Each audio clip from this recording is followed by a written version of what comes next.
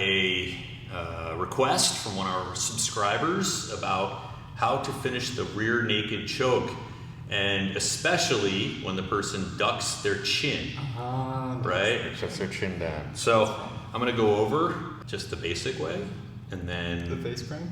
No, not the face crank. I want to go over just the mechanics, and just to give credit where credit's due. I mean, I'll show the way that I kind of always done it, and which I think is a good way, and then we'll look at some other ways. And specifically, I think my old instructor John Danaher showed a few different ways. Encourage you guys to go and get that DVD if you haven't already, or whatever instructional video. Which one is it? I think it's Enter the System, Attacking the Back, or Back Attacks, or whatever. He shows a couple different things. I'll show those as well. So the basic way is, right, we come in, we lock up here, and then squeeze. Is when we're here, we don't want to just leave our hand like on the shoulder, right? Because it's just naturally, look, all this space. Even if I close my arm, good, I got to close all that space. So when we get in here, we really want to like hook his neck, right? And then from there, like, so let's say I'm here, right? Let's say I get close, but even here, Kevin's able to pull down and start attacking my arm, and he's gonna, you see my fingers start slipping down. Yeah, and the more he puts his chest into it and gets his shoulder behind it, it's gonna be hard. So if I'm lazy with this hand, when I get, even if I lock it up, right? He's not gonna just give up.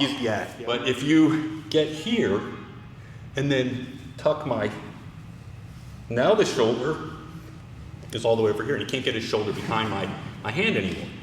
So now what we want to do is we get that kind of claw or hook, and then you're going to come over, and now we're going to keep our chin on top of it.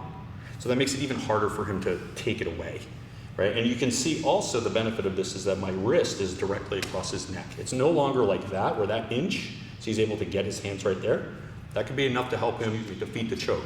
So we want to get, ideally, that seal right here, all right?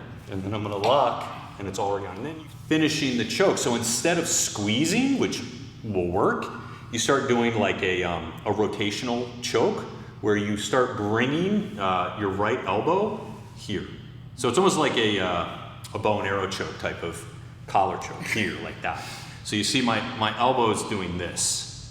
And so the benefit of that is, if I'm here and Kevin pulls down on the choking arm, right? And I try to squeeze, because I'm not really on his neck at all. And if he does this with one or two arms, it becomes very hard to finish, right? So if I'm here like this, you want to try to stop me? Sure. All right, let's do a little test. And I squeeze. And try not to rotate on you. Okay.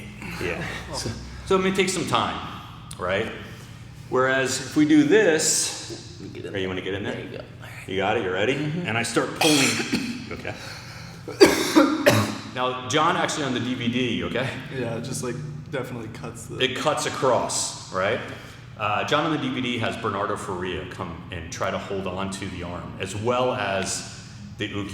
So you've got like, you're here, and then you have two hands on the grip, okay? And then Bernardo comes in, and Bernardo's a heavyweight, and he's pulling down on John's arm. Now, John is a very strong person, and then John finishes the choke. I won't do it again just because you don't need to, but that's a very powerful choke, even when the person is defending by bringing both hands and trying to stop the choking hand, right? So just one more time, I won't do it hard. You're just here, you're getting deep, and then you're rotating. And you can add extra force by using your head and pushing his head across as you do it. The way that when you need to get into underneath the neck is if he's here and he's ducking his chin, is you're kind of taking your knuckles and you're driving in like that. Sometimes you see people using their thumbs and they're coming thumb in, right? Also, good, knuckle in here, trying to work your way in. Yeah, which one do you like to use? I usually try your knuckle, your thumb knuckle? Well, my thumb naturally dislocates, that's gross. and it's like this pointy little thing that I can just get under. What I look for is just like finding the bone and just get something under there, and it's like Yeah. popping the lid off of a beer, basically. You're just Yeah, I like that. And you're just I mean, rotating up and trying to get just a little bit up. If you duck your chin, so the thing is, like, if you try to like get low here while he's hand fighting with you, it's really hard. So the advice is like start up here by the ear. Yeah. Right? Like, So right where that jaw right here starts. If you get under there, Yeah, and then work your way and you start down digging. under, oh, it's You know, so you're here, and this is, you know, you're just like right in here. And it's a similar idea to the one-arm choke, the rotation being the key thing, right? So I'm not, with the one-arm choke, I'm not just squeezing his neck. That is just never going to work, right? So it's here. I want to get this like kind of hook all the way across his neck. I'm going to reinforce it with my jaw, and then I want to start pulling back. Okay, and it's really heavy on your neck, right, on your throat. All right, where you have the back, right, and maybe we're hand fighting here, and we have that hand, and the classic position is here. You've trapped the arm, right? Now I have access to his neck, right? But if I just try to squeeze it, it's never going to work.